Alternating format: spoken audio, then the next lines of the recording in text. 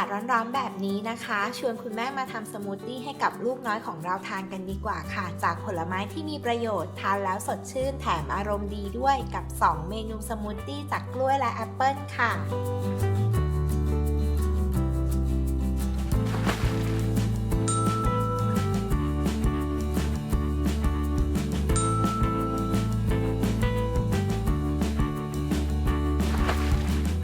มาเริ่มทำสมูทตี้กล้วยหอมกันก่อนเลยค่ะวิธีทำเริ่มจากนำกล้วยหอมแช่แข็งและนมใส่ลงในเครื่องปั่นค่ะนมนี่จะใช้นมแม่หรือว่านมผสมที่ลูกเราทานก็ได้นะคะปั่นจนส่วนผสมละเอียดเป็นเนื้อสมูทตี้แบบนี้ค่ะ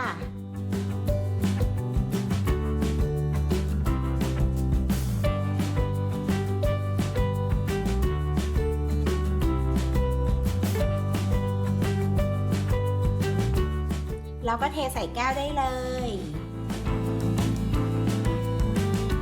เรียบร้อยค่ะเมนูสมูทตี้กล้วยหอม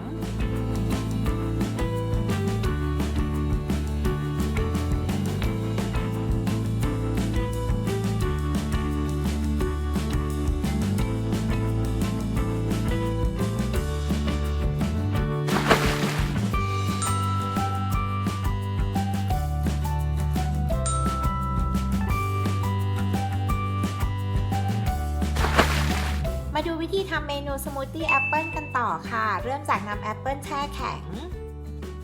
คุณแม่หั่นเป็นชิ้นเล็กๆก่อนนะคะเพื่อที่เวลาปั่นจะได้ง่ายขึ้นค่ะแล้วก็นมนะคะใส่ลงในเครื่องปั่นค่ะปั่นจนส่วนผสมนะคะละเอียดเป็นเนื้อสมูทตี้แบบนี้เลยค่ะ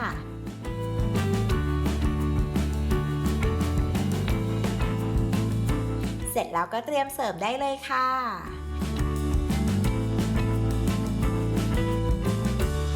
เป็นยังไงกันบ้างคะกับ2เมนูสมูทตี้ที่ทั้งมีประโยชน์แล้วก็ที่สำคัญเนี่ยลูกน้อยทานแล้วสดชื่นอารมณ์ดีแน่นอนคุณแม่ลองทำกันดูนะคะ